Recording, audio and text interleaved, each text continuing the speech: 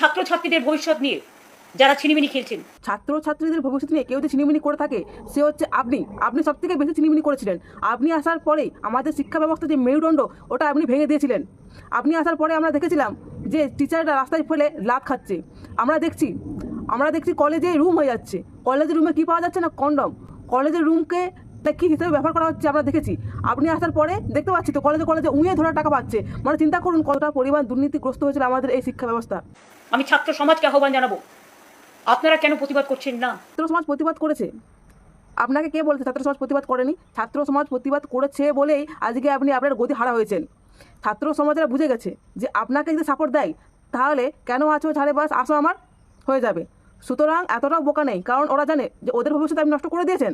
পরবর্তী যে জেনারেশন আসবে আপনি যদি থাকেন ওদের ভবিষ্যৎটাও ঠিক এইভাবেই নষ্ট করবেন। তাই ছাত্র সমাজ প্রতিবাদ করেছে, আপনি বুঝতে পারেননি কারণ আপনার বিপক্ষে করে দিয়েছে।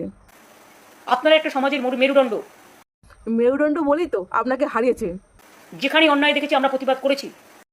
আপনি যা অন্যায়ের প্রতিবাদ করেছেন না সেটা আমরা 15 বছরে খুব ভালো করে টের পেয়ে গেছি। ওই বিষয়ে কোনো আমি কথা বলবো না, অনেক বড় ভিডিও হয়ে যাবে। এমনকি আরজিকর নিয়ে যখন আন্দোলন হয়েছে আমি প্রথম তাদের বাড়িতে ছুটে গিয়েছিলাম। এটা একটু বাড়াবাড়ি হয়ে গেল। আপনি গিয়েছিলেন কিন্তু প্রতিবাদ করতে বা তাদেরকে সাপোর্ট দিতে না, তাদের সাথে সমঝোতা করতে 10 লাখ টাকায় ডিল ডান করতে গিয়েছিলেন। আর আপনি কি বলেছিলেন? ওসব ছোট ঘটনা, আসুন উৎসবে ফিরি। যেদিন ঘটনা ঘটে আমি ঝাড়গ্রামে ছিলাম।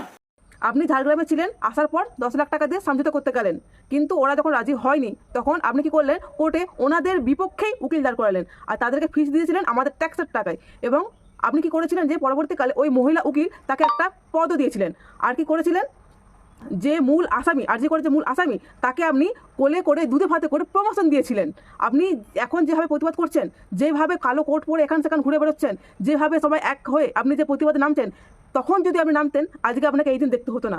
আপনি যান, রেস্ট করুন, বিধবা ভাতার ফর্ম ফিল আপ করুন, টাকা নেন, নিশ্চিন্ত থাকুন।